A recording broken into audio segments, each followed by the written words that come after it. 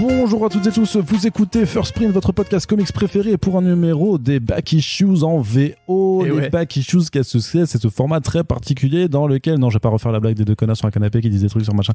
C'est le format de review de comics édité dans la langue de Usher, c'est-à-dire en anglais. Et voilà, donc avec l'ami Corentin ici présent. Bonjour Corentin. Salut Arnaud, ça va ? Ça va très bien. Avec l'ami Corentin, je disais donc, nous avons lu quelques comics en VO, puis on a décidé qu'on allait prendre un micro et en parler parce que ça nous fait plaisir. Bah voilà. Tout simplement, de quoi faire le point sur quelques nouveautés du côté des super-héros et aussi et surtout même du côté de l'indépendant avec quelques titres vraiment très très sympathiques et dont certains qui arrivent bientôt en France. Donc on est là pour faire un petit peu l'avant-première, pour faire un petit peu l'avant-garde de la truculence de la bande dessinée américaine indépendante.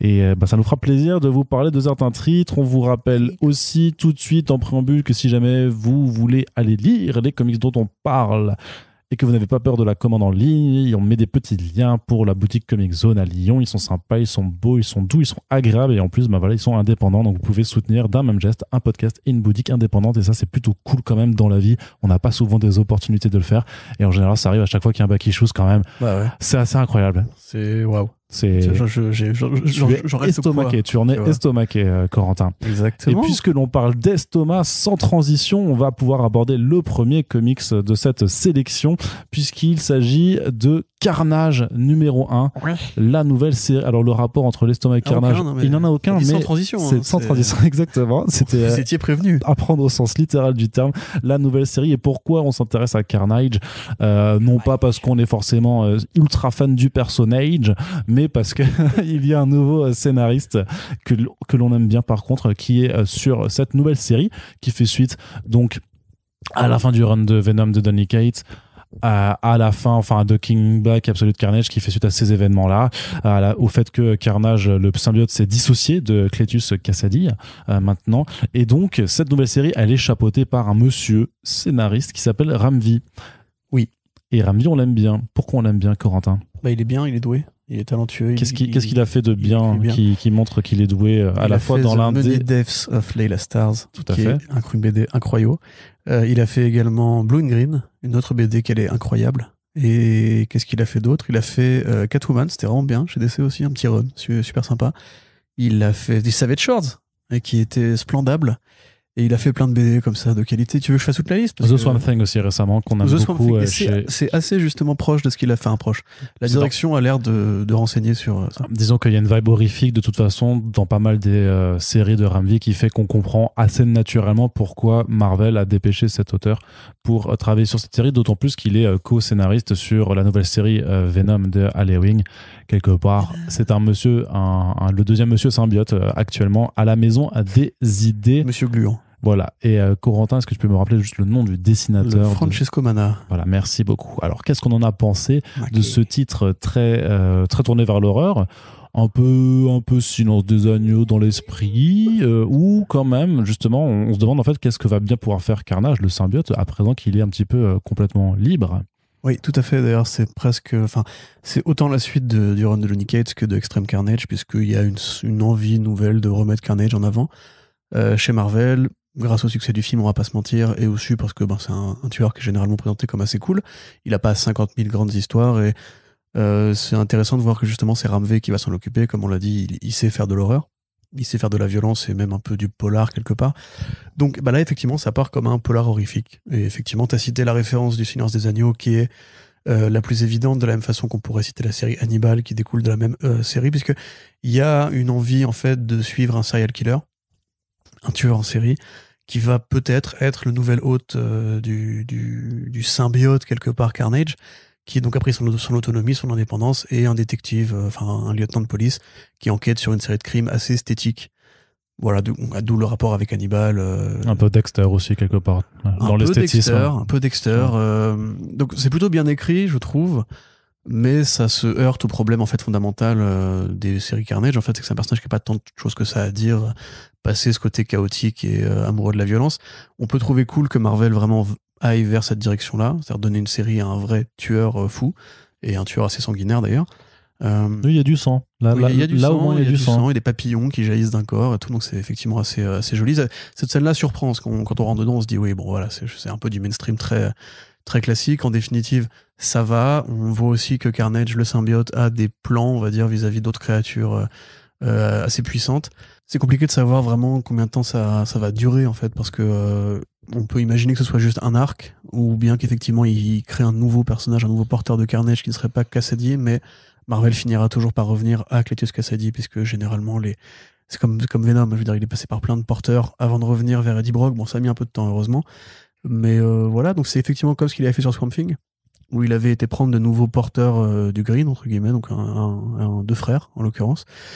Moi, j'admets, je suis pas encore renversé. C'est bien, je trouve ça effectivement assez original, ou plutôt c'était la bonne piste pour explorer ce côté un peu Joker du personnage de Carnage, qui est vraiment l'équivalent de Joker chez Marvel. Mais derrière ça, peut-être le style de Francesco Manna aussi, ses couleurs très numériques me parlent un peu moins. Ouais, c'est très mainstream dans le ton, mais après, par rapport à ce qu'avait pu être Extreme Carnage, oui, bien sûr. Tu vois, en fait, je trouve que pour un premier numéro, ça reste encourageant. Oui, non, mais je suis d'accord.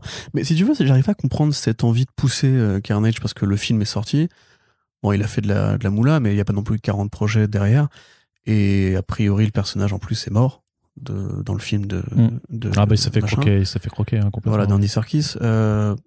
Pourquoi Extreme Carnage, Carnage Black, White and Blood, cette nouvelle série, est-ce qu'il est vraiment si populaire que ça auprès du lectorat? Après, oui, on sait que les symbiotes sont populaires, mais... Les symbiotes sont populaires, tu l'as dit, puis Carnage l'est particulièrement, et quelque part, en fait, le fait d'avoir profité du film à l'époque, hein, c'était déjà il y a quelques mois maintenant quand même, pour en fait remettre le couvert sur certains projets. Il y avait Extreme Carnage qui était quand même le plus évident, mais le fait c'est que je pense qu'il y a quand même un projet éditorial en fait. C'est pas que de la capitalisation.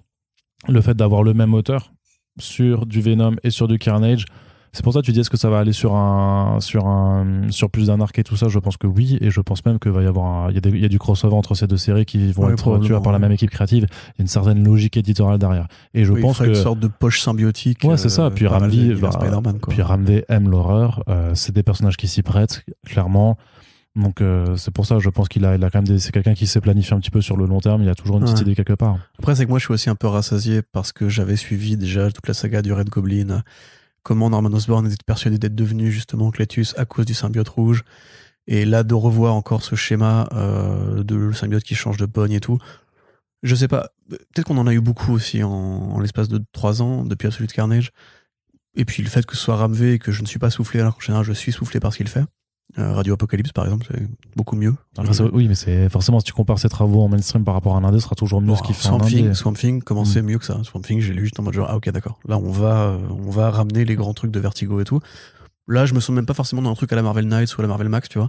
J'ai vraiment l'impression que c'est un bon début de projet, mais dans la liste de ce qu'on va vous conseiller aujourd'hui, à mon avis, il y a mieux à découvrir dans les médias. C'est pour ça que l'on va passer à la suite des autres projets. Donc, de toute façon, c'est disponible chez Marvel pour la somme habituelle de $3,99 oui, ça doit être ça. Ouais. Ou 4. De toute façon, c'est toujours entre 3 et 4, enfin entre 4 et $5 maintenant, les comics au format single issues. Et on va, sauf quand c'est du deluxe, quand c'est du Black Label, souvent c'est un petit peu plus cher. Et justement, on passe de ce côté-là de l'industrie. On va faire le point sur 2 titres d'essai qu'on attendait très clairement, qui se situent un petit peu en dehors de la continuité principale, puisqu'on vous l'a un peu expliqué déjà dans plusieurs podcasts. C'est un peu là qu'on trouve vraiment les choses qui nous plaisent le plus. Ça veut pas dire que ce qui est à côté c'est mauvais, et il faudra qu'on vous fasse un petit peu un nouveau point sur Infinite, sur la période Infinite à l'occasion. Ouais. Parce qu'il y a tous les tomes qui sortent là en plus en VF, donc ça peut être l'occasion de remettre le coup dessus. Mais en tout cas là, ça s'appelle Rogues numéro 1. C'est de Joshua Williamson, le scénariste, l'ancien scénariste de la série The Flash, qui a fait toute la période Rebirth justement.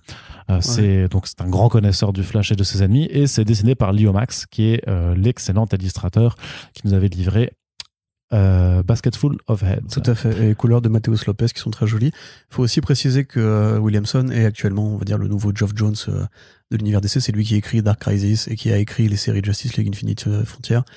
Justice League Infinite, non, c'est quoi déjà le nom? Infinite Frontier. Et ensuite Justice Incarnate. Voilà, Incarnate, merci. Et c'est très rigolo parce qu'il écrit vraiment très différemment entre ces deux, parce qu'ils sortent en même temps, Ouais. hein, entre ces deux projets. Là, on est vraiment sur une sensibilité ultra indé. Et c'est ce qu'il avait dit en amont de l'annonce de la série, c'est que il le traitait lui comme un de ses bouquins en creator own en fait. Ouais, Ça ouais. se voit. Hein. Puis ça se voit parce que c'est clairement. Alors donc ça se passe dans le futur avec des Rogues, donc des Lascar en VF qui ont bien vieilli. Lascar. Voilà. Et qu'est-ce que c'est? Bah, c'est un peu le Dark Knight Returns des Rogues en fait, C'est ça, puisque et ça reprend cette trame pourtant très classique que tu as déjà vu dans plein de films de braquage de vieux bandits à la retraite qui essaient de se réunir pour faire le casse ultime, le dernier coup. Et c'est vraiment la promesse de ce premier numéro avec tout un tas d'expositions, mais de très bonnes expositions de retrouvailles entre Captain Boomerang et tous ces anciens acolytes. Corentin, on est conquis par cette ouverture. Ah bah moi je trouve ça vraiment génial, effectivement. Sachant que les Rogues, c'est pas un pôle de personnages qui m'intéresse plus que ça au demeurant. Ils ont ce côté ridicule qui est voulu parce qu'ils viennent d'une époque où le ridicule était à la fois légion et encouragé par Weisinger, etc. Enfin, les mecs qui tenaient DC Comics à l'époque. Le Captain Cold, il a ce côté intéressant d'être un leader qui presque est le moins fort en fait de l'équipe ou est le moins dangereux ou même voilà, mais c'est censé être le cerveau, on va dire. On sait que Jones voulait mettre en avant d'ailleurs à l'époque de Forever Evil, et même lui savait pas trop quoi lui faire faire parce qu'effectivement il a juste un pisto blaster qui balance de la glace comme Mr. Freeze, sauf qu'il a pas le côté surhumain de Mr. Freeze, tragique de Mr. Freeze. C'est un braqueur en anorak avec des lunettes de ski, quoi. Et là, immédiatement, tu rentres dedans, donc on les voit dans une sorte de bar qui fait beaucoup penser au bar des vilains dans le run de Dan Slott de Spider-Man. Tu sais, sur les Brand New Day et tout, il y a toujours un bar avec les super méchants et c'est toujours. Qui est aussi sous Nick Spencer d'ailleurs. Exactement, ouais. C'est l'occasion de mettre en avant des seconds couteaux un peu ridicules et de montrer un peu la vraie vie civile des vilains. Ce qui était une bonne manière d'introduire, parce qu'effectivement, on pense rarement à ce que font ces gens-là quand ils rentrent du boulot, entre guillemets. T'as directement une référence à Angel and the Ape, un comics ultra obscur, j'avais écrit une chronique dessus à l'époque de DCP. Déjà, moi, ça me fait plaisir. On voit le Condiment King, on voit plein de gueules, vraiment de back catalogue, qui sont prêts à se bastonner et tout. Et puis là, flash forward. Donc effectivement, tous ces vilains-là ont fini par perdre, par raccrocher le pisto blaster, les griffes, les boomerangs et compagnie, et à essayer de se réintégrer à la société après avoir fait de la prison. Donc il y a un propos déjà très, très social par rapport à comment le monde en fait accueille ces gens qui ont purgé leur peine et qui tentent de se réinsérer, donc en faisant des petits boulots de merde, en acceptant une hiérarchie qui, parce qu'ils n'ont pas le choix, abuse de ses employés. Enfin, je veux dire, les employés n'ont pas le choix, donc ils peuvent en abuser. On voit aussi un propos par rapport à la maladie mentale. Il y a un des personnages qui a fait le Mirror Master qui a fini interné. T'en as une autre qui galère à avoir ses cachets pour son traitement pour ses problèmes psychiques et tout.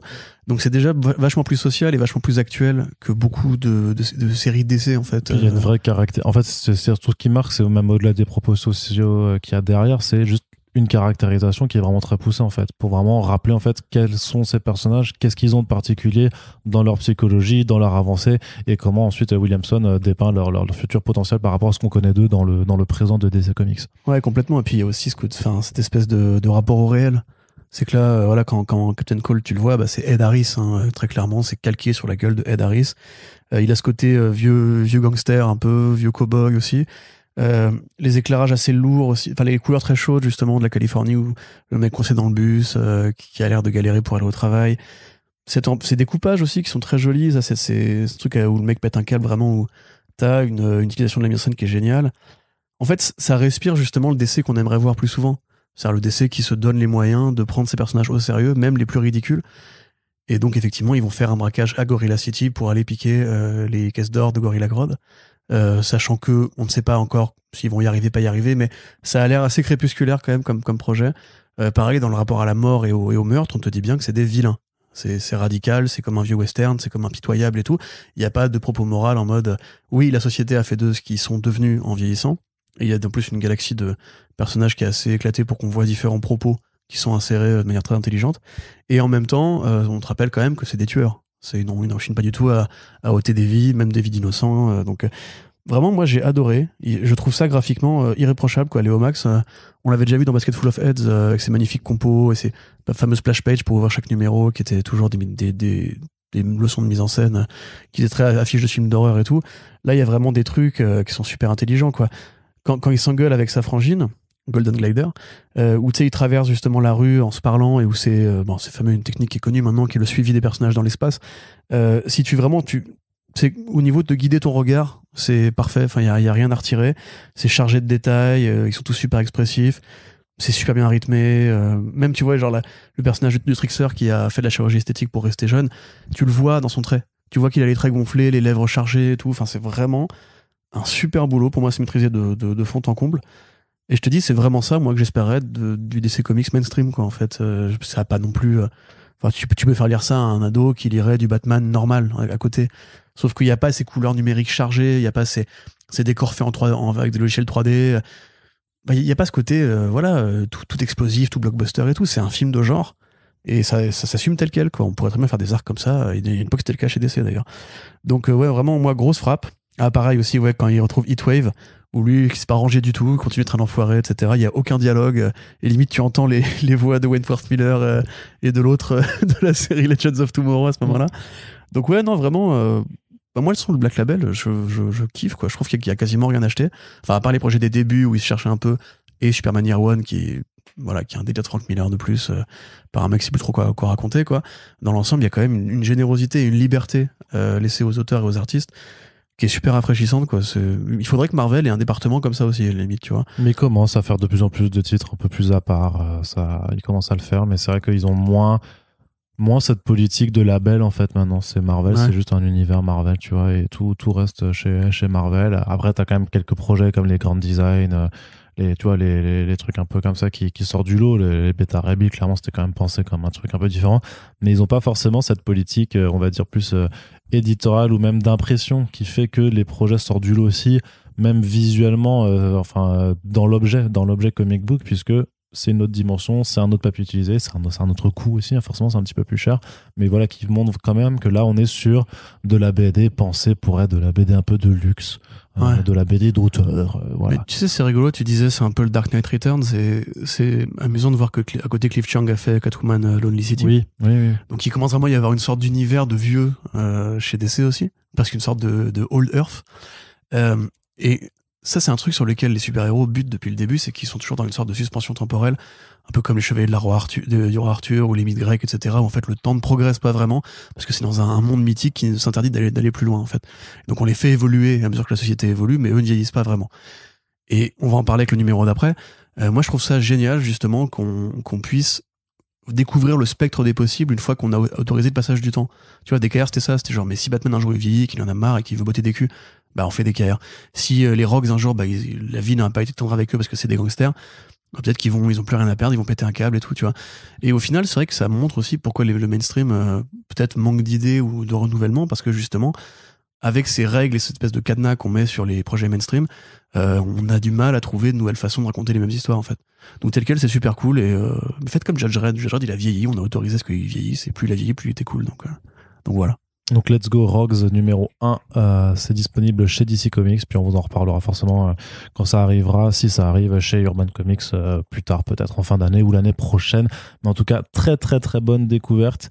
Et le prochain numéro, celui-là par contre, on n'a aucun doute sur le fait que ça arrivera assez rapidement en VF chez Urban Comics, puisque c'est le premier numéro de la nouvelle maxi-série de Sean Murphy sur son univers White Knight, donc ça s'appelle Batman Beyond the White Knight, et c'est forcément un hommage à Batman Beyond, Batman la relève, la série animée qui avait pris le pas sur Batman The Animated Series, mais avec toujours Bruce Timm, Paul Dini au scénario. On se rappelle du magnifique générique de Darwyn Cooke et de cette ambiance futuriste dans Neo Gotham, où on s'intéressait à Terry McGinnis qui prenait la relève de Bruce Wayne, d'un Bruce Wayne vieillissant qui justement avait décidé d'arrêter de porter le costume de Batman après avoir failli à sa première règle en prenant un flingue en fait pour lutter contre un malfrat. Donc là on est dans l'univers de White Knight, alors sans trop en dire, depuis la fin de la deuxième maxi-série, Bruce Wayne est en prison. C'est d'ailleurs, et en fait son entreprise en fait a été reprise par un monsieur qui s'appelle Derek Powers, que vous connaissez très bien si vous connaissez un petit peu l'univers de Beyond, et qui a grosso modo fait de Gotham City une cité policière, tout simplement, en fait en développant la technologie et l'armement pour les donner à sa milice privée. Comme dans Future State. Ouais, ou comme dans beaucoup de Comme dans futurs tout, oui, c'est ça, dystopiques. comme dans hein. toutes les futurs à Gotham en fait.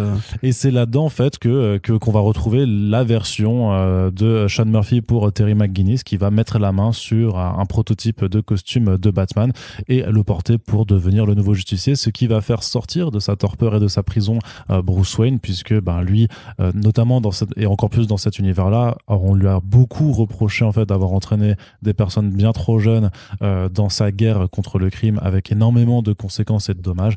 Et donc, alors c'est vraiment dans les prémices de ce numéro, mais on imagine que la rencontre entre les deux sera pas forcément tendre au départ, puis on imagine qu'après Sean Murphy ira dans la direction qu'il a envie d'aller par rapport aux propos politiques qu'il a envie de tenir sur cet univers. Oui. Voilà, c'était long, pardon. Non, c'était bien. Voilà. Je savais pas moi pour Derek Powers parce que je suis pas un fan de Beyond contrairement à toi. En fait, le film, c'est le film animé avec le Joker. C'est le méchant qui bute le père de Terry McGinnis au début de la série. Mais c'est pas Bruce Wayne, le père de Terry McGinnis normalement? Non, mais alors ça, c'est expliqué après. Enfin, oui, il y a une retcon sur ses origines, Okay. mais son vrai père au début de la série meurt. Ouais. C'est l'univers affreux où Batman et Barbara Gordon ont Ken et elle a avorté ou je sais pas quoi, là, c'est ça? Ouais, bah ça, c'est venu après en comics. Aussi C'est okay. venu après en Merci comics, Bruce Timm. Donc ouais, alors là, effectivement, on est vraiment... C'est les éléments, enfin, c'est les jouets de l'univers Beyond avec la méthode Sean Murphy. Donc c'est aussi très clairement la suite de Harley Quinn qui est présente. Hein, oui, trop bien son statu quo. Alors son statu quo à elle, dis pas oui, plus, mais on va dire que l'un de ses enfants commence déjà à m'agacer direct parce que là on retombe pour moi dans la facilité Sean Murphy. Je pense que Sean Murphy en fait fondamentalement, alors que beaucoup de gens disent le contraire, ne comprend pas le Joker. Il a jamais compris en fait le Joker, c'est pour ça qu'il a dû le tordre dans son univers pour essayer de le rendre matériellement accessible à ses idées à lui, en lui faisant voilà une sorte de vraie victime de maladie mentale et en même temps de vrai c'est Moon Knight quoi, tu vois, il peut passer d'un élément à l'autre, genre d'un coup je suis gentil, d'un coup je suis méchant, d'un coup je suis gentil. Et là, ce qui s'amorce pour les enfants d'Harley Quinn m'agace un peu de ce point de vue-là, de la même façon que le cliff de fin d'ailleurs m'agace aussi parce que j'ai l'impression que quelque part, alors que la série Harley Quinn me donnait l'impression qu'il voulait aller vers autre chose, là on a l'impression que ça tourne un peu en rond du point de vue de la relation entre Batman et son mortel ennemi, mais j'en dirai pas plus effectivement. Sinon, gros taf, l'intro est géniale, quand justement on voit Terry, et immédiatement on sait que c'est lui. Le costume aussi, il l'a pas vraiment redesigné, parce que c'est vraiment le costume habituel. J'ai pas fait gaffe s'il pouvait ouvrir la bouche par contre, contrairement au Batman Beyond normal, mais il me semble que oui. Donc voilà, évidemment ça colle très bien avec l'esthétique de Sean Murphy, qui a toujours été un mec qui allait dans l'efficacité, l'aérodynamisme et la rigueur de trait et tout. Puis voilà, ce trait très triangulaire, très ciselé, donc c'est effectivement on est en terrain conquis. Pareil, le Batman vieillissant dans sa prison, mais mortel, mais quelle badassitude, c'est trop bien. Enfin, moi j'imagine bien, franchement je voudrais une série à la Oz en BD, à la Kaiju Max, où juste tu vois le quotidien carcéral de Bruce Wayne pendant 10 ans, où juste il pète la gueule des prisonniers, où il empêche des émeutes. T'as un moment, t'as Jason qui lui fait tu vas pouvoir faire appel bientôt parce que en plus t'as sauvé plein de fois nos gars et tout, et tu dis mais gros vu le nombre de fois qu'il vous a sauvé, il devrait déjà être dehors en fait, c'est trop bizarre qu'il purge sa peine genre en mode normal. Donc voilà, pareil par rapport à Jason Gros numéro aussi, c'est on est dans les bons côtés de l'univers White Knight qui s'autorise des réécritures, limite en changeant des trucs dans le canon, en disant ça c'est plutôt ça c'est plutôt ci et tout, et c'est rare de voir un bon dialogue entre Jason et Bruce quand même. C'est quand même le personnage qui sert de... Enfin, tu vois, dans Free Jokers, on était vraiment dans la caricature du gamin qui a jamais digéré de se faire boitax et tout. On tourne en rond sur cette mécanique-là depuis Batman Hush quand même. Ça devient un peu relou. Là, finalement, c'est un truc vachement... Mais il a eu des gamins, Sean Murphy, parce qu'il y a vraiment un truc dans son rapport à la paternité, je trouve. Et c'était pareil dans Harley Quinn, qui était super inspiré par rapport au rêve de son univers, qui parfois est un peu brouillon, je trouve. Là, pareil, le côté police du futur, tu sens le déjà vu, tu dis mais comment Bruce Wayne n'aurait pas vu venir ça et tout. Bon, ça, c'est le motivateur. Il faut bien respecter les us de l'univers Beyond, en fait, même les us de la science-fiction dystopique en général, comme tu l'as dit. À part ça, voilà, c'est très beau. Le moindre flingue est génial. La moindre bagnole est géniale parce que voilà. Le jeu des ombres aussi, avec toujours ce côté, voilà, Bruce Wayne, il est en tenue de prisonnier avec des gros biscottos, mais dans son ombre, c'est encore Batman. Voilà, ça il le faisait déjà dans Harley Quinn aussi, il le faisait déjà dans les White Knight précédents. Donc moi, ça marche très bien, hein, ce début... Mais j'ai pas les attentes que ont beaucoup de gens par rapport à l'univers Beyond, l'univers White Knight, pardon, ni à l'univers Beyond d'ailleurs. Parce que je dis, moi, le premier Beyond m'avait plutôt séduit, le deuxième, je trouvais vraiment mieux. Pour moi, c'est le 2 le meilleur entre les deux premiers. Bah oui, bah attends, on n'a pas lu le 3 encore. Ben, on est dessus, là. Oui, mais on n'a pas encore fini de le dire. Bah attends. Et le Harlem m'avait vraiment plu aussi, mais surtout parce que le dessin était assez différent. Enfin, le dessin était le même, mais l'utilisation de la couleur était assez différente. Là, on retrouve quand même une envie de s'intéresser à Batman, ce qui est quand même pas si fréquent. Pour l'instant, on a beaucoup plus vu le Joker et un Batman qui était plus ténébreux, plus déformé, plus meurtrier et tout dans le tome 2. Là, on revient à un Batman qui me plaît, qui me séduit. C'est pas celui de DKR, mais c'est pas non plus celui de la série animée, tu vois. C'est une sorte de melting pot qui est en paix avec ses erreurs, qui a l'air d'avoir conscience de ses dernières missions et tout. Puis voilà, enfin le design du Batman Beyond de Murphy, enfin les postures qu'il lui donne, ouais, et tout, ça claque. c'est immédiatement génial. Même quand tu vois sa gueule, tu te dis ah oui, ok, effectivement, je peux le voir comme un héros potentiel, parce que Murphy il a une façon de dessiner les héros qui est toujours la même au niveau du trait. D'ailleurs, c'est pour ça qu'il a dessiné le Joker en fait avec la gueule de tous ses héros. Donc non, je suis séduit. Après toi, je sais que t'es plus fan que moi de l'univers White Knight et de Batman Beyond, donc t'auras sûrement un avis un peu différent. Enfin, peut-être plus enthousiaste. Mais à part voilà, quelques reproches, toujours dans les facilités. Puis voilà, ce design-là, par exemple, Arnaud, vous ne voyez pas, mais Arnaud le voit, je trouve ça vraiment dégueu, quoi. C'est pas subtil, c'est le nez au milieu de la figure, quoi. Enfin, bref. Même la réplique qu'elle dit à ce moment-là, genre, enfin, ok, d'accord. Bref, pour moi, toujours pareil. C'est bien, c'est vraiment très bien, c'est très très beau. Je kiffe. Mais ce n'est pas je suis désolé, ce n'est pas le mastodonte que beaucoup de gens présentent. C'est pas la meilleure saga Batman de tous les temps, etc. C'est une bonne saga Batman. Elle a ses défauts, il faut en parler. Et voilà, ça n'empêche pas de kiffer. Oui. C'est tout? Tout à fait. Putain, t'es un vrai chroniqueur radio, toi. Ah, complètement. Oui. Bah non, j'ai déjà fait toute la présentation avant. Après, sur est-ce que je suis plus fan que de White Knight que toi, je sais pas. Après, je suis plus fan de toi, sûrement de Beyond, et en tout cas plus connoisseur, parce que pour une fois, j'ai tout maté. Pour une fois, j'ai tout maté par rapport à toi. Mais enfin, moi, je trouve que c'était impeccable, en fait. Alors oui, on n'ira pas crier au chef-d'œuvre et à dire que ça mérite un Eisner ou ce genre de choses-là, parce que ça ne le mérite peut-être pas, puisqu'on reste dans un truc assez... Il n'y a plus d'effet de surprise, en fait. Il n'y a plus l'effet de surprise mais par contre, il y a une constance. Il y a une constance qualitative, il y a une exigence dans le dessin qui est toujours là. Graphiquement, si on aime le style anguleux de Sean Murphy et son soin apporté à certains éléments de décor, au véhicule surtout, on sait en fait quels sont ses dadas et ce dans quoi il se plaît. Donc bien entendu qu'avec un concept futuriste aussi, il y a des choses à réinventer visuellement, il y a de la narration qui passe par ces décors et par ces éléments qui ne sont pas que les personnages. Et là-dessus, il se fait plaisir, c'est indéniable. Et donc quand il se fait plaisir, le lecteur, les lectrices prennent aussi du plaisir. Sur la façon dont ça réadapte, justement, oui, je trouve que en fait, il réinvente très bien son univers, il réadapte très bien les codes. Je trouve que c'est pareil par rapport à ce qu'on connaît de Batman Beyond en général. Je trouve que là, c'est bien amené, quoi, parce que au final, dans la temporalité, techniquement, Batman Beyond par rapport à Batman TAS, c'est 40 ans après, je sais plus combien de temps, mais c'est un vieillard, pardon les vieux. C'est un Bruce Wayne qui marche avec une canne. C'est pas le Bruce Wayne qu'on a là. Donc on se disait, moi je me disais, comment est-ce que tu amènes le concept de Beyond aussi rapidement dans ta continuité, alors que c'est seulement ta 3e maxi-série, enfin si tu veux faire une trilogie, comment tu le fais? Je trouve que ça se justifie bien, je trouve que c'est bien amené. Même le Batman de White Knight, dès le départ, était déjà plus âgé, plus grisonnant. Enfin, pas plus grisonnant, mais on sait qu'il avait beaucoup plus de bouteilles que celui du décès normal, entre guillemets. Ouais, mais donc voilà, je trouve que ça reste fidèle tout en ayant sa propre part de personnalité, donc là-dessus aussi, le tableau, il est rempli. Après, c'est un numéro 1, donc où est-ce que tu vas aller dans la suite? Ce sera confirmé forcément, mais si on te dit juste, tiens, voilà le premier numéro, qu'est-ce que t'en penses? Ce que j'en pense, c'est que je veux la suite. Et je pense, et voilà, a priori, quand tu dis ça, c'est que le pari, il est réussi. Et les spofs sur Red Hood et Batgirl, ils se passent avant le début de cette mini-là? On sait pas. Parce que là, il y a un élément qui est teasé par rapport à le Red Hood, ça, je pense que c'est un one shot, ça on le sait. Okay. Ça on sait que c'est un one shot, et a priori ça se passera en parallèle ou juste avant pour présenter comment il a justement enrôlé son nouveau Robin ou sa nouvelle Robin. Ça marche. Très bien. Voilà. Donc à suivre cet été, ça d'ailleurs. D'ailleurs, l'annonce, à l'heure où on enregistre, vu qu'ils sont en train de faire les sollicitations pour juillet 2022, l'annonce de ce one shot devrait nous parvenir très très rapidement. On a terminé la partie super-héros et donc on passe du côté de l'indépendant avec du bon, de l'excellent et du sympathique, on va dire. On commence par, pour moi, ce qui est de l'excellent. Corentin, ça s'appelle Ghost Cage. C'est un titre de Nick Dragotta, le dessinateur de East of West, qui nous revient pour un titre de SF, alors qu'il écrit pas tout seul. Il est aidé il a assisté de quelqu'un pour l'écriture, mais il est tout seul au dessin. C'est chez Image Comics, ça a une particularité, c'est que c'est en noir et blanc. C'est c'est très Katsuhiro Otomo-esque. Sans déconner. Ça nous parle d'une société en fait qui dans laquelle en fait un brillant Elon Musk-like en fait a développé toute une centrale en fait pour apporter de l'énergie au monde entier, en tout cas, ou en tout cas à la région à laquelle on s'intéresse.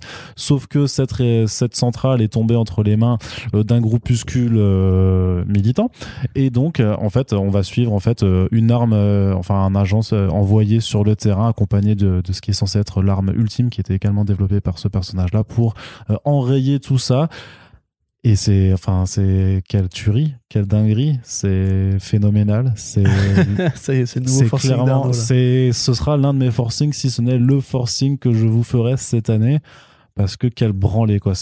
L'univers est trop cool, les concepts dégagés sont trop cool, enfin la façon dont ça progresse en mission d'infiltration, Splinter Cell, tout ça, c'est beaucoup trop mortel.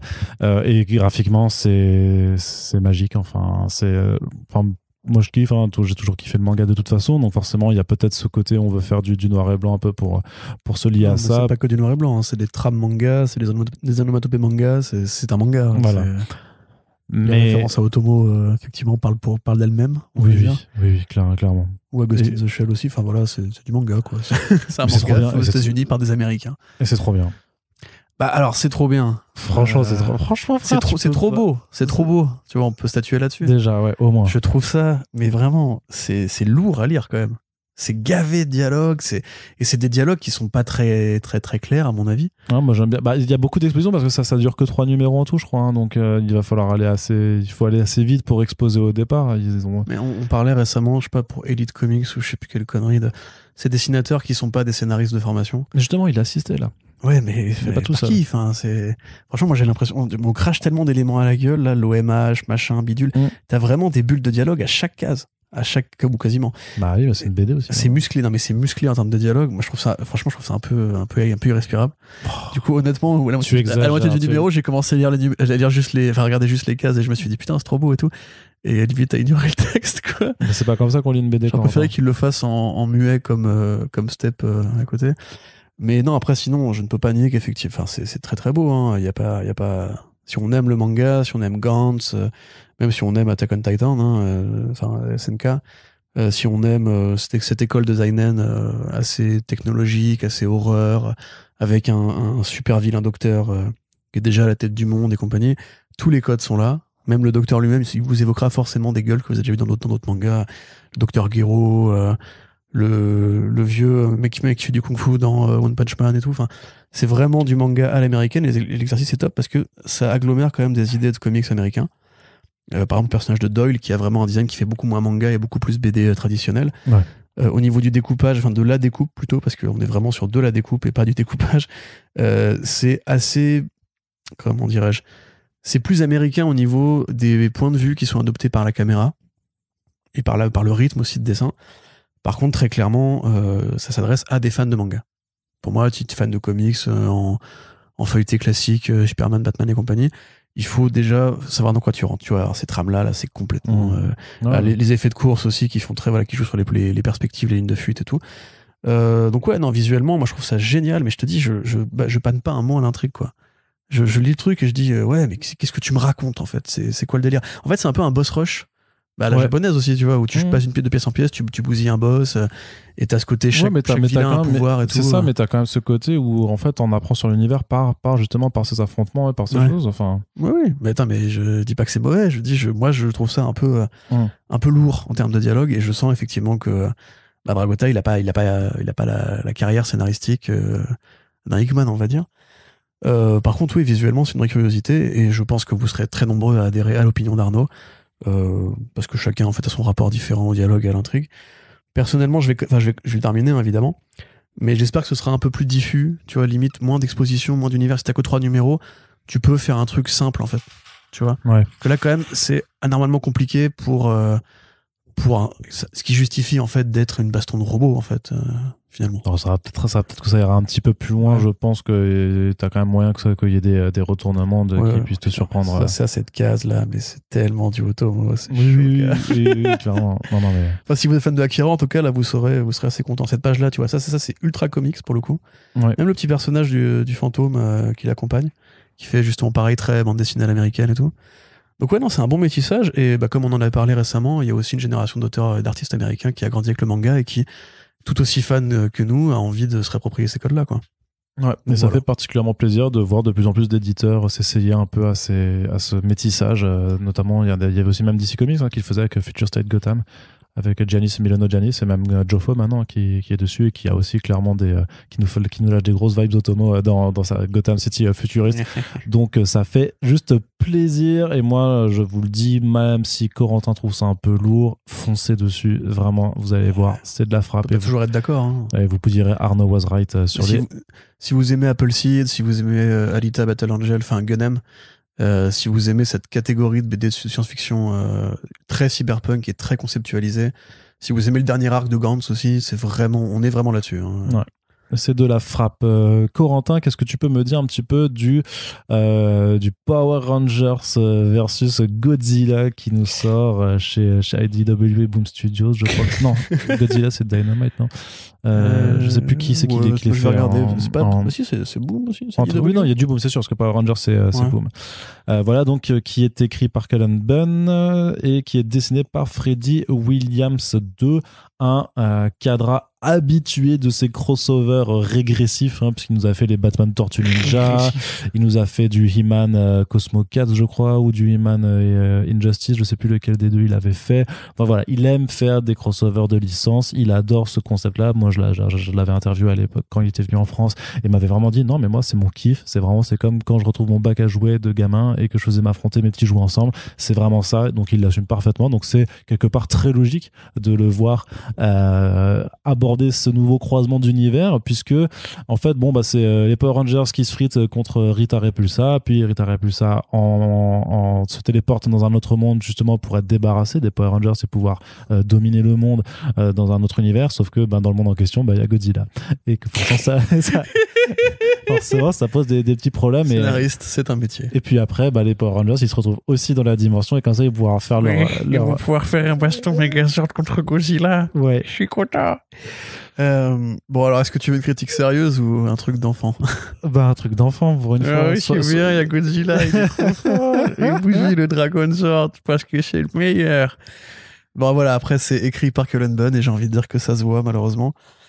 Moi, je suis très favorable au truc régressif, mais je trouve que Batman Tortue Ninja ne se foutait pas de l'envie de kiffer. Là, il y a quand même un truc qui est super rapide. Ça va vraiment super vite. Je sais pas en combien de numéros c'est d'ailleurs. Ce sera en 6, je pense. Tu vois, c'est bon. Première page, elle chope vraiment première page. L'artefact qui permet de faire le multivers. Elle explique. On se casse dans un autre univers. Dès qu'ils arrivent, en page 5, t'as Godzilla contre Megalon, t'as l'Exilien qui sont là. Il fait ça va trop vite. Laissez-moi un peu le temps de kiffer. Les Batman Tortue Ninja, justement, il y avait ce côté. On prenait le temps, même des Power Rangers Tortue Ninja, il y a ce côté on prend un peu de temps, on voit chaque équipe, comment ça se goupille et tout. Là, c'est vraiment écrit comme un comics Godzilla mainstream un peu normal, et c'est IDW du coup. Ouais. Mais voilà, enfin après, ça c'est. Évidemment, c'est stupide de demander, de faire une critique formelle d'une BD comme celle-là. Le but, c'est pas ça. Le but, c'est pas de vous régaler, de vous faire un scénario ou une construction qui vous empêchera de dormir la nuit. Le but, c'est évidemment de mettre Godzilla face à un Megazord, et de ce point de vue-là, le contrat est rempli. C'est rigolo d'ailleurs de voir Freddie Williams 2 passer derrière. Faut que tu mêles là. We Only Find Them When They're Dead. Simone Di Meo. Voilà, Di Meo, ou même Nicolo aussi. Nicolo, ouais. Cette espèce d'école, justement, beaucoup plus d'animation, en fait, beaucoup plus fluide, beaucoup plus très fin et tout. Parce que lui, c'est un mec, voilà, il fait des traits gras, épais, avec cette espèce de couleur assez onctueuse qui déborde bien et tout. C'est vraiment un trait qui fait beaucoup plus carte à jouer, beaucoup plus boîte de jeux de plateau, beaucoup plus livre d'illustration pour enfants, enfin pour ados, quoi. Un peu années 90 et tout. Donc de ce point, graphiquement, c'est génial, évidemment. Quand je vois Godzilla et Megalon qui se tirent dessus dans une double splash page, deux tiers de double splash page, évidemment que je suis content. Tu vois, je vais pas te dire, merde, non, donnez-moi une belle intrigue et tout. Pareil pour le combat qui s'ensuit, où effectivement, on a à la fois une générosité et à la fois une telle connerie dans la façon. C'est très con. C'est vraiment juste Godzilla, il est trop fort, ta gueule. c'est pas Rita Repulsa qui va l'emmerder, c'est pas non plus le Ranger vert là, en plus il est pouilleux. Donc du coup, voilà, évidemment, quand t'as fini le numéro, tu te dis, putain, mais l'intrigue, elle a dû tenir sur un ticket de métro plié en 18, quoi. Bah, après, voilà, je te dis, moi, je suis content. Hein. J'ai vu d'ailleurs les commentaires des gens sur le web qui disaient tous, je pleure, c'est trop beau, c'est trop bien, etc. Moi, je suis un peu moins client parce que je pense qu'on pourrait prendre plus de temps, essayer de mettre, on va dire, un faux argument d'intrigue qui pourrait justifier. Parce que, à mon sens, après, c'est pas pareil. Tu peux pas être généreux pareil. Mais le Power Rangers Tortue Ninja était plus généreux.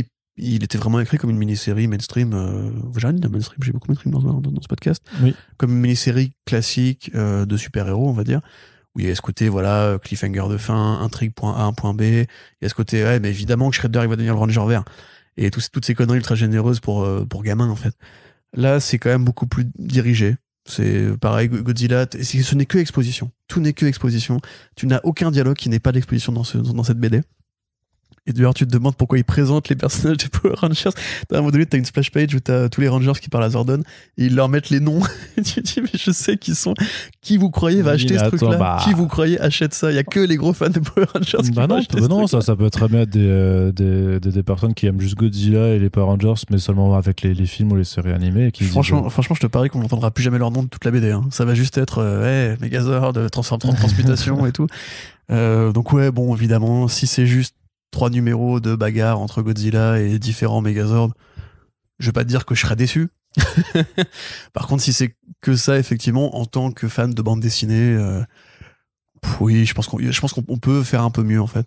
Et le problème, c'est que souvent, quand il y a ce genre de crossover, ils ont essayé de faire mieux, tu vois. Donc là, on a quand même un standard de qualité qui est, franchement, les Batman Tortue Ninja, moi, je trouve ça vraiment bien, quoi. C'est pas juste régressif, c'est de la bonne BD pour enfants. C'est un bon cartoon crossover et tout. Enfin, pour enfants de 40 ans, mais. Pour enfants de 40 ans, c'est ça. Mais, même 30 ans, tu sais.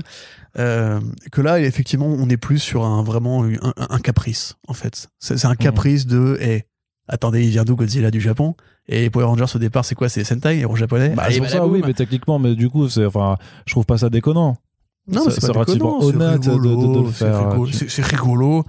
Oui. D'ailleurs, normalement, le Megazord, il est beaucoup plus grand que Godzilla, hein, mais c'est pas grave. Donc ouais, voilà, on est content. Ouais, mais le Megazord, on est un peu content, mais pas que Len Bunn. Il s'en fout, lui, ça se voit, quoi. Vraiment, il a l'air de s'en battre les couilles. Par contre, Freddie Williams, tu sens qu'il s'amuse. C'est la moindre page. En même temps, quand tu dois écrire les Power Rangers, c'est le Megazord. Oh, attention à ce que tu vas dire. je sais, je dis. Finis pas cette phrase. Je dis ça pour Roméo, pour le faire, pour qu'il vienne m'insulter en DM après, justement, c'est tout. Après, voilà, tu vois, s'ils peuvent ramener d'autres kaiju. De toute façon, c'est pareil, la structure scénaristique, c'est fight, then team up. T'as vu ça dans 1 million de crossover. Oui, non, mais non, mais on peut le dire. Les méga méchants, ils arrivent. On a les mêmes intérêts finalement. Il n'y a pas d'originalité. Ouais, mais non, mais c'est pas vers là que j'allais. C'est pas ce qu'on demande. C'est pas ce qu'on demande. Moi, je veux maintenant tous les kaiju de l'univers. Oh oui, mais ça va y aller. Tu as vu qu'il y aura tout le monde. Oui. Mais pas juste King Ghidorah, Mechagodzilla, parce que Mechagodzilla, c'est facile, ouais, un Megazord contre un Megazord, quoi. Un petit Mothra encore. On veut un petit Gigan, on veut un petit Rodan, on veut se faire plaisir, quoi. On demande ça un petit peu quand même. T'entends Cullen Bunn? Ah, Cullen, là, allez hop, balaboum. Allez au boulot, là. Allez, plus vite que c'est. Allez, pop, pop, pop. Il y a les, comment on appelle ça maintenant? Les weebs, c'est ça? C'est le nouveau mot pour dire otaku. Les otaku ont faim. Très bien. On va terminer déjà ce podcast, Corentin. Le temps passe si vite quand on parle tous les deux assis sur un canapé avec les 2 premiers numéros de Step by Bloody Step de Cy Spurrier et Mathias Bergara, l'équipe créative, la Dream Team qui nous a livré Coda, qui donc chez Boom Studios, qui revient à la charge avec Step by Bloody Step, donc saison 200. Ça arrive chez Dupuis cet été, parce que c'est un projet qui a été fait à l'initiative d'Olivier Jalabert chez Dupuis, en collaboration directe avec Image Comics. Qu'est-ce que c'est? C'est l'histoire d'un grand guerrier en armure qui protège une jeune fille qui se réveille là, qui n'a pas l'air de savoir d'où elle vient, et ils parcourent ensemble de vastes étendues. Et je préfère ne pas trop en dire sur comment ça se déroule, sur leur relation, tout ça, puisque par contre, c'est la particularité, c'est que c'est une BD qui est intégralement muette. C'est-à-dire que même s'il y a des dialogues, en fait, ce sera délivré par des pictogrammes, et ils sont très très peu nombreux. Donc tout va passer dans le déplacement, dans les paysages, dans l'action et dans les regards. Et je trouve, c'est vrai que j'avais déjà dit ça pour Ghost Cage, du coup, mais pareil, ce forcing là, on va le faire aussi sur Step by Bloody Step, parce que c'est magnifique, en fait. C'est incroyable. C'est une leçon c'est une leçon de dessin, c'est une leçon de narration séquentielle, c'est une leçon de construction d'univers simplement par le paysage, par l'univers, enfin l'univers lui-même en fait, tel qu'on le dépeint. C'est beaucoup trop fort en fait. J'aimerais bien voir la gueule. Trop fort. Non, mais c'est ça. Enfin, ça déchire, putain. Cy Spurrier, c'est un fou. Mathias Bergara, c'est un autre fou. Les deux avaient déjà montré de toute façon qu'ils étaient capables de faire vivre des univers complexes avec plein d'idées folles et géniales avec Coda. Et là, ils arrivent à remontrer qu'ils sont en train de le faire, mais en plus sans dialogue, sans rien t'expliquer vraiment par l'écrit, mais juste en te montrant tout ce qui se passe par l'image. Et c'est vraiment, c'est incroyable. C'est ce que disait Spurrier, c'est on dit la différence de Coda en fait, c'est qu'il voulait pas expliquer, donner une genèse. C'est un peu ce qu'avait fait Cavage avec Moundir justement, et moi qui m'avais frustré. Alors que là, en fait, c'est très riche, mais tu combles toi-même les manques en fait. C'est une sorte de jeu de piste finalement, parce qu'on n'a pas de dialogue. Qu'est-ce qu'il y a? Non, vas-y, fais ta blague. Tu sais qui fait? Non, c'est pas du tout une blague, mais parce que tu vas encore dire tu fais le forceur et tout ça, mais c'est une forme de narration où quand tu combles comme ça les trous aussi par toi-même par rapport. C'est exactement ce que fait From Software dans les Dark Souls. Ah oui, non, mais j'attendais, je t'avoue, je savais qu'en. De toute façon, c'est très. En venant, je me suis dit comment est-ce qu'il va le placer. De toute façon, c'est Dark Fantasy, donc c'est Dark Souls. Ça n'a rien à voir avec. Tu fatigues, gros. T'as qu'un seul référent culturel, en fait. C'est plus proche de Rayman que de Dark Souls, à la limite, au niveau de l'univers. De Rayman? Mais mec, ça a rien à voir avec Dark Souls. C'est pas vert, c'est pas rose, c'est... Oh, tu me saoules à la fin, putain. Il y a un mec en armure et un monstre ennemi. Bon, tu m'énerves, tu m'embêtes avec ton Dark Souls, là. C'est même pas du forcing, là, c'est juste t'es chiant. Il y a d'autres trucs dans la vie que Dark Souls. Hein. Non. Et que Elden Ring. Et que Bloodborne. Non. Bref, donc non, ça n'a rien à voir avec Dark Souls évidemment, parce que c'est pas du tout le même univers. Mais voilà. Ce qu'il dit au niveau des influences, par contre, c'est vrai que je me souviens que Mathias Bergara avait dit qu'il était fan de RG. Oui, il est fan de RG évidemment. On l'a vu dans son run de Hellblazer, mais il est aussi fan de Uderzo. Et quand tu regardes un peu déjà la finesse du trait, l'espèce de civilisation humaine, on va dire, pas humaine, la civilisation qui existe en parallèle de ce côté très nature et tout, c'est du Moebius. Hein. Là, pour le coup, au niveau finesse du trait, au niveau absence de détails et suggestion, pareil, de regard, de forme, c'est de la ligne claire, hein, vraiment, ni plus ni moins.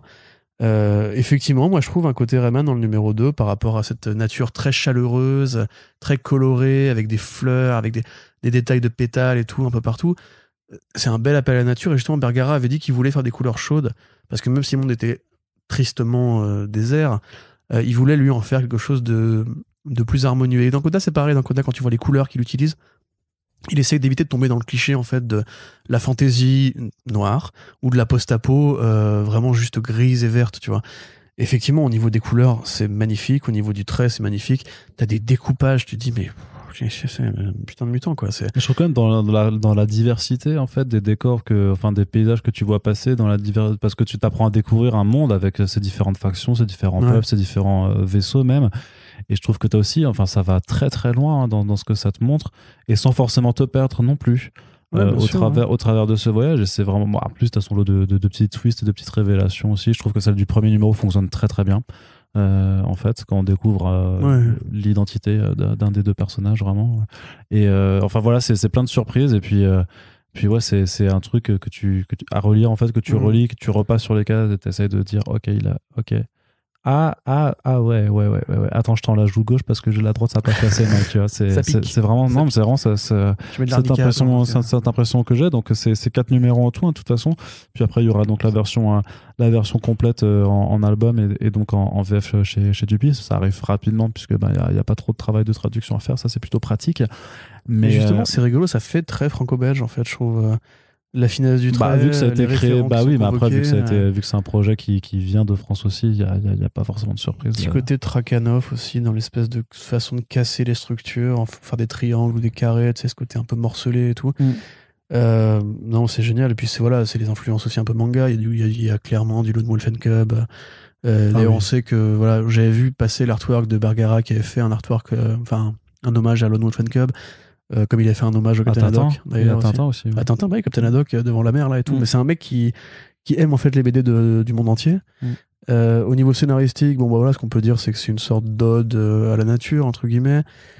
tout en bousillant du monstre assez régulièrement, hein, évidemment. Comme dans Dark Souls. Il y a un côté un peu, voilà, il y a un côté un peu Miyazaki, tu vois, c'est dans cette planche-là qui fait très Nausicaa et la vallée du vent. Ouais, oui. Je pense d'ailleurs plus que ça, même par rapport à des hommages à la nature. Par rapport à la nature de Luxian, je pensais plus d'ailleurs de façon à Miyazaki qu'à Rayman, forcément. Ouais. Et ce côté désert et cette créature font aussi très. Comment s'appelait-il déjà, Shadow of the Colossus, le créateur Merde. Fumito Ueda. Fumito Ueda, voilà, pareil, parce que dans Ico, tu as aussi ce rapport avec un personnage que tu protèges et qui te suit, etc. Donc c'est chargé d'influence. On sait que Bergara est un fan de jeux vidéo, probablement de Dark Souls aussi, comme la plupart des gens.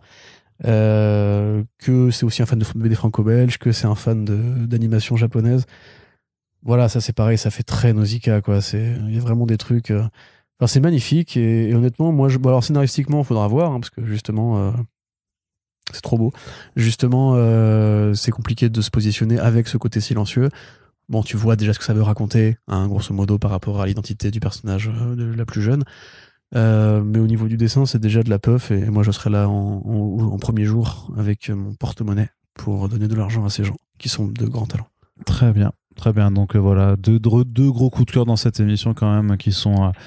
le Step by Bloody Step et le Ghost Cage de Nick Dragota, et le Rogue c'était bien aussi, oui, c'est vrai, trois coups de cœur aussi dans ce truc. Et puis les autres, c'est aussi c'est plutôt de bonne facture, donc ma foi, j'ai envie de dire, ça vous donne quelques petites idées de lecture, et puis on va conclure là-dessus ce Back Issues VO. On espère que ça vous a plu. On continuera de vous en faire, et on va essayer d'en faire de façon un petit peu plus régulière pour toujours vous recommander des lectures, des comics. Voilà. Parce que la bande dessinée, c'est cool, notamment quand elle vient des États-Unis, elle est aussi cool, et qu'il faut soutenir les éditeurs de bande dessinée qui font des trucs cool. Donc quand ça arrive en VF aussi, n'hésitez pas, enfin on vous en reparle de toute façon quand ça arrivera en VF, n'hésitez pas à soutenir les éditeurs qui vous les proposeront.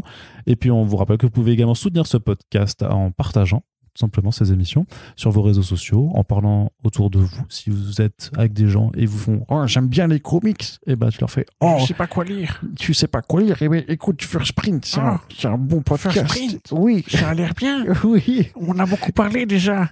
Oui. Il paraît que l'animateur il est rigolo. Oui, c'est ça. Et il joue beaucoup à Dark Souls. Oui. Moi aussi j'aime bien Dark Souls. C'est vraiment bien. Il y a des gros monstres et ça ressemble à Berserk. Oh, je vais forcément écouter ce podcast du coup. D'ailleurs, attends, juste Dark Souls n'a rien inventé. Hein. Mais bien tu connais Berserk ? Mais bien sûr que Berserk, que Dark Souls n'a rien inventé. Ok. Voilà, c'est tout. Bonne journée, monsieur. Ça, en plus, on vient de faire un truc sur. On a fait un blockbuster avec Frédéric Sigris sur Elden Ring, où bien sûr que Kintaro Miura est une des inspirations principales de ces univers, c'est sûr. Et ça se voit encore. Enfin, c'est encore plus génial de découvrir avec.